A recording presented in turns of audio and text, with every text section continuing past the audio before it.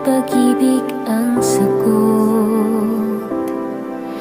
Kahit na sa pag-isa'y napapagod, anhin ko ang paghahanap ng magmamahal.